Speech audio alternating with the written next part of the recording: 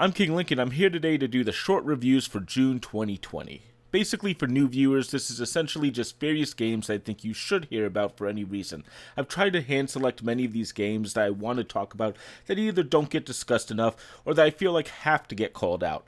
I'll quickly go through a bunch of these and tell you what's good, what I dislike, and so on. I've put in my time in most of these games, so let's get started. However, chapters are available, so if I'm talking about a game that doesn't interest you, you can always skip to the next chapter. We'll start this month with Bleed 2. This is a game that I just picked up to get a feel for, and I ended up playing the entire game in a single sitting. It's a ridiculously fun, arcade-style shooter in the style of Contra, with additional mechanics such as using your sword to slash away bullets of a certain color. The level design, bosses, and gameplay are extremely well done. The controls take a little bit of time to get used to, but aside from the jump being on the right trigger and the katana slice on the right bumper, it's pretty normal. And after playing it for about an hour, it's clear that the controls they chose are correct. The pacing of the game is fluid and almost every encounter in the game is interesting. There's also a few style changes to the gameplay that keep the entire experience fresh. On the other hand, Bleed 2 is pretty short, especially on normal difficulty, though there are 5 unlockable characters, additional difficulties, bonus modes, and now even an endless mode added. I put in about 4 hours total, but if you want to beat the game on harder difficulties or with each unlockable character, most of which play differently, then you're probably going to get far more time out of this. The game is only about $10, so it's worth a look, especially if it's on sale, but the style and gameplay here were good enough for me to recommend paying full price for it. Speaking of short and inexpensive games, we have the Framed Collection. This is a compilation of 2 mobile games, which mostly involve players switching and rotating panels as a character runs through various scenes. The concept is actually pretty innovative and the artwork can be great. The puzzles are a little bit on the easy side though a couple near the end, especially in the second game, were interesting, and there are some very clever tricks that Frame 2 has that the original game misses out on. The story here, though, is a bit lacking, and again, the experience is short. I got all the achievements here in under 3 hours with almost no hints needed, but I did enjoy the game a lot, and I think most people will have a good time with it. This is also about $10 on Steam. It's currently on sale as I write this for $4, and I think people should check this one out, especially if you like puzzle games with strange concepts, though you can consider getting this on mobile too, as that's what it was designed for. Detroit Become Human. Now I picked this game up because I wanted to talk about David Cage in a video and how he uses choices in his game. This is an essential David Cage game, and I think that it's the studio's best work to date. This is a look at the potential near future where androids exist and the game questions what rights should androids have.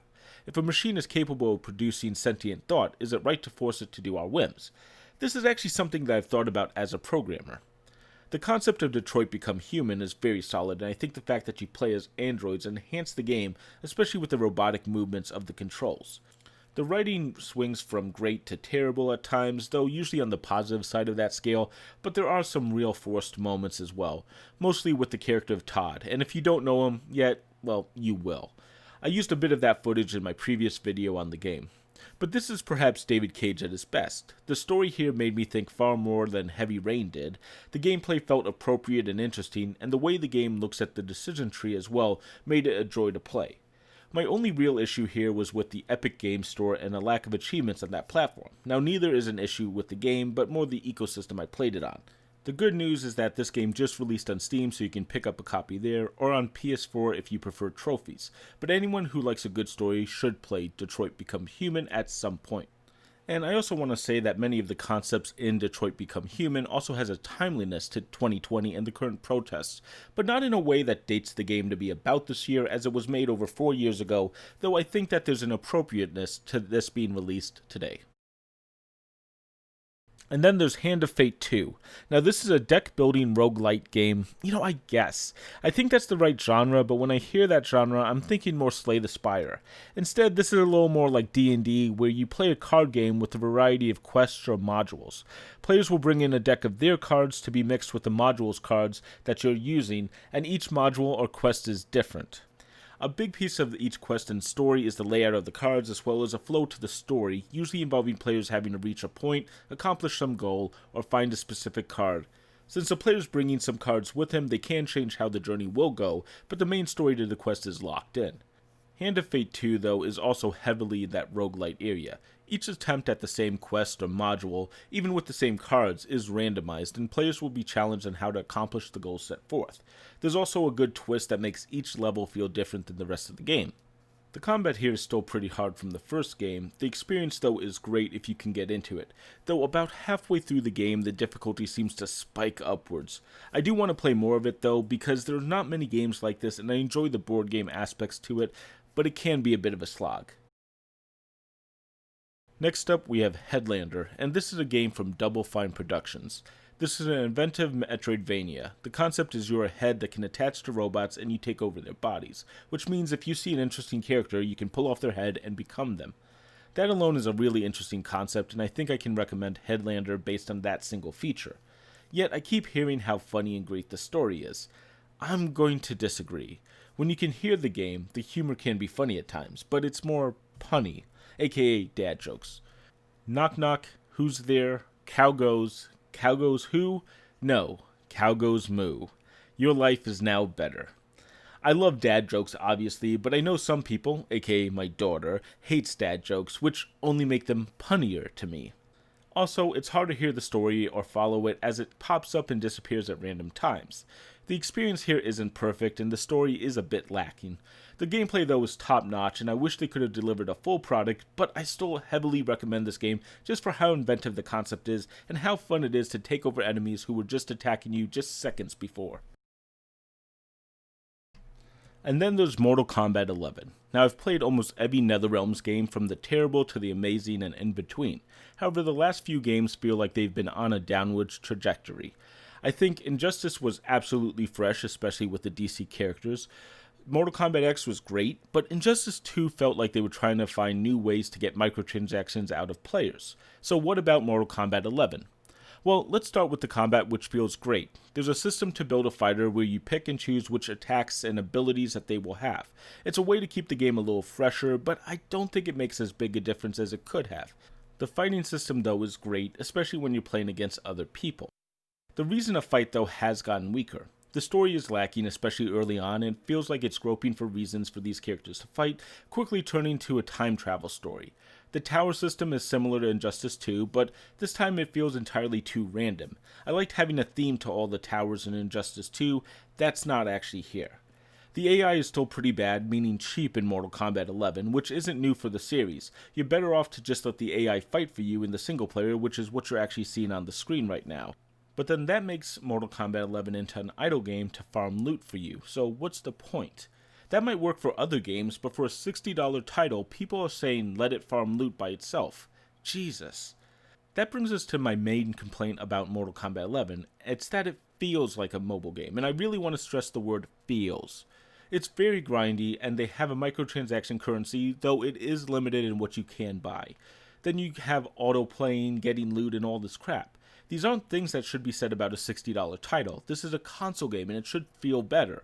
But from that experience, I also then go on to look down on buying characters, and it's because everything else feels like a cash grab. This isn't the way it should be. Now, truthfully, Mortal Kombat 11 isn't a mobile game or a cash grab in those ways, but the problem is it feels like a casino, it feels like a cash grab, it feels cheap, and it's all choices that need to be fixed in this franchise. With that out of the way, I do want to commend the online for Mortal Kombat 11, which is still good. It seems pretty active, at least I could easily find games, and when there's a reason to play Mortal Kombat 11, it's a great game. It's just outside of online, I don't think there's many reasons to play this.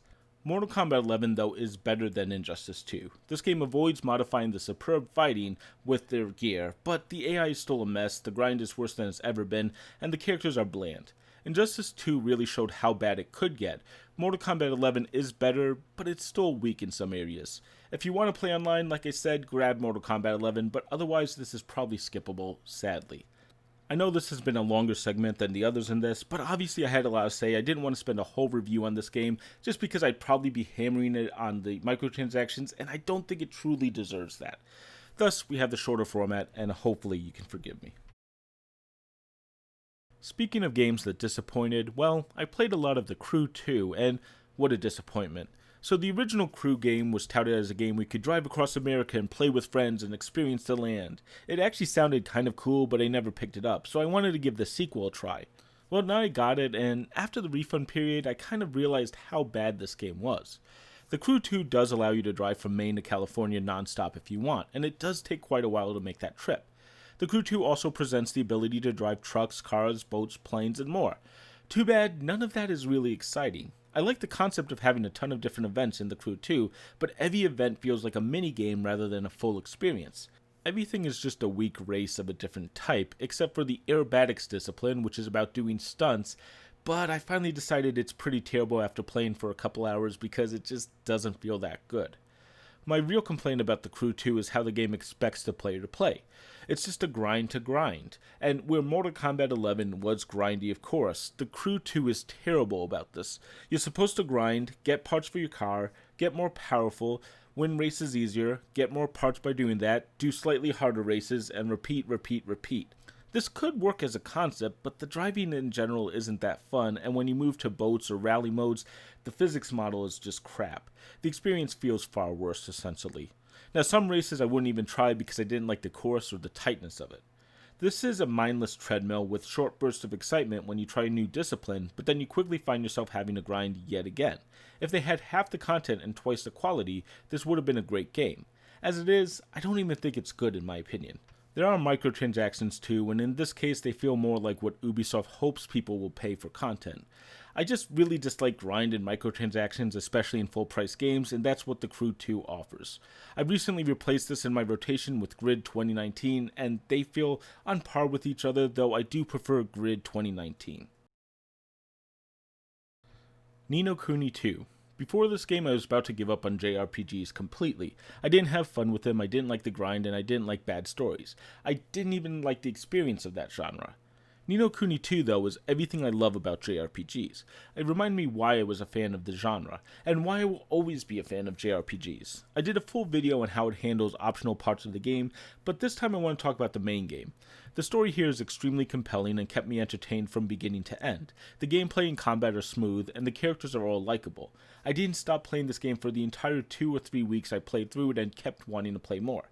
The art is also beautiful, the designs of the characters are great, and man, there's so much here that will reawaken a love of JRPGs in almost anyone. There are small nitpicks and a few features that didn't click, like the higgledies, but what was great is I didn't feel like I was missing anything by ignoring those parts of the game. And the game itself is easy for the entire time, and I played it on expert for almost the whole game and didn't really struggle. If you level up a bit, even that small struggle would have been gone. And yet the kingdom building, the recruitment quests, and more feel so good that I can forgive almost any issues I had here. There are moments of absolute joy that last for hours because so many of the features in No Kuni 2 are perfect. I can't recommend No Kuni 2 enough, and if you are interested in JRPGs, this is the one to play. No Kuni 2 is a joyous experience. If you're interested in more information on the game, I'll link my previous video at the end of this video. This is also the reason I'm playing Persona 4 Golden right now, and I can't review it yet, but it's also pretty freaking good. I'll have something about that before long. Katamari Damacy Reroll. This is another fantastic game which was originally released on the PS2, and it's kind of obvious from what you see on the screen. This is a re-release in my opinion, where they took one of the best and most unique PS2 titles and released it again for the PC and Switch. The entire game has the player rolling up objects to make bigger Katamaris, or bigger balls if you want to hear me say that, and then your father, the king of all cosmos, judges your work, and if it's big enough, you move on to the next level. It's a rather simplistic game. But this is a series that's near and dear to my heart. It's stuck with me for over 15 years, and it's worth playing for anyone. It's just a bizarre and unique experience. I do have a video that tries to explain why it's stuck with me for 15 years, and I'll link that at the end as well. I'll be honest though, I kind of wish that they had taken some of the features from the later games and put it back in the original game, made this almost a remake, or even adding in the levels from the later games. If, however, you are a fan of strange and unique games, you should definitely check out Katamari Damacy Reroll. There's nothing else like it out there. Finally, we come to a group of games. So I'm working on a piece, and I just grabbed a bunch of games to try out. Let's go through them, and I'm sure you're going to figure out the theme pretty quickly. First up, we have Double Dragon Trilogy. This is a port of the old Double Dragon arcade machines. I grew up playing the first game in the arcade and the other two on the NES. I wanted to remember how awesome the arcade versions were. Maybe it's just nostalgia in my mind, or maybe this is a bad port, but Double Dragon Trilogy feels extremely clunky and I couldn't enjoy myself with it. It's also possible that the games were never great, but I think there's something off about the controls here. Double Dragon Trilogy is also extremely hard and not very fun, to be honest. I think it's the perfect game to show how bad arcade games were at trying to gobble quarters, which it does, but there's something off about the game itself. Next up, Double Dragon Neon, and I think it's obvious where we're going. This is an attempt to kind of modernize Double Dragon and feels more like something that would be on the SNES or maybe even the PlayStation rather than the NES itself. It's certainly different, and I played through it and enjoyed myself enough at times, but honestly, Double Dragon Neon isn't great, and I think it didn't click with fans for a few reasons. The biggest one is it's going for a retro remake feel for a series that never really looked like this. Personally, I think they could have done better. The experience is fun and there's a few moments of general enjoyment, but overall I played through it and I don't think I'll play through it again. It wasn't exactly a huge hit and there's something off about it as well. Speaking of remakes in a different style, Double Dragon 4 is here, and this was made by Arc System Works, the people who made Guilty Gear, so they definitely know how to make a fighting game. And this is actually a classic style of Double Dragon, so what went wrong this time? Well, Double Dragon 4 just feels like it was trying to spam the most powerful move you can find. The difficulty can be extremely high, the instant death from falling off a platform really makes the game suck, and the experience in general is weak here.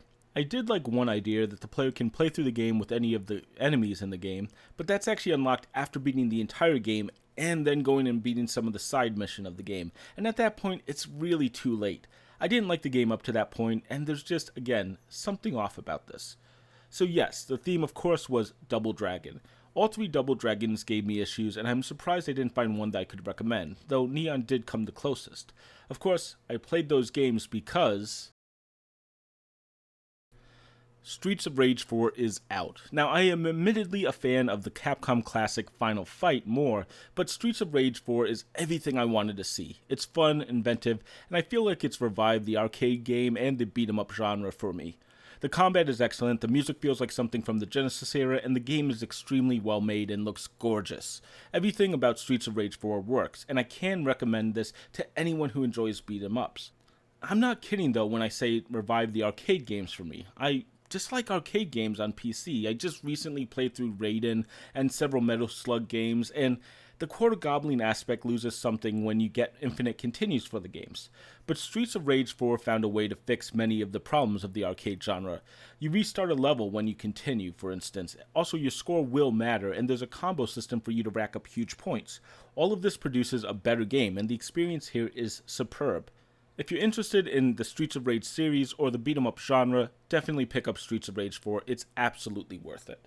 I do have a ton more to say about beat-em-ups and Streets of Rage 4. The reason I actually played all three Double Dragons and more games is that I wanted to figure out what's special about Streets of Rage 4. I think I've found some stuff. As such, I'll have a video next week that's going to dive into this topic, so if you're interested, please stick around for that. And that is my series of short reviews. This isn't everything I played over this last 2 months. I played Scapegoat 2 and Catherine Classic, both of which are great. La Mulana, which I didn't really get into, but let's keep this short. Now I do want to give out 2 rewards this month, the best and the worst game. The worst this month could have been Mortal Kombat 11, but The Crew 2 was worse, and as bad as The Crew 2 was, I just really hate Double Dragon 4.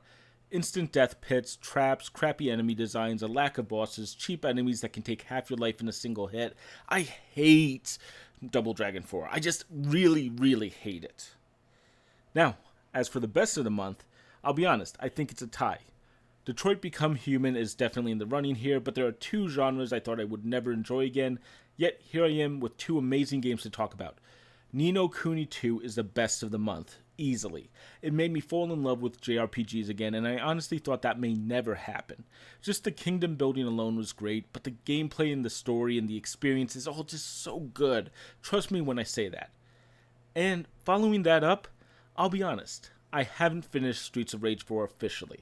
I mean, I have beat the game once, but I need to go back and play a ton more. There's just some technical difficulties I had. The game actually crashed Windows when I was playing in big picture mode. That kind of sucked. But now that I'm playing in normal mode for Steam, I need to put in a lot more time and play with all the characters and experience this game to the fullest. There's tons to do here. But the early report after my first playthrough is that this game could be on par with the original series, and that is fantastic praise in my opinion. So check out No Kuni 2 or Streets of Rage 4, or both in my opinion. I think they're both really good. And that is this month, or technically by month, as I tend to do these every 2 months. Thanks for listening if you got this far. Now, I recommend coming back next week. I will be talking more about the beat-em-up genre, Streets of Rage, Double Dragon, and I'll explain why I think Streets of Rage 4 stands out so much. Now, I've talked about a bunch of games here, and I hope I've helped you make a purchase or play decision.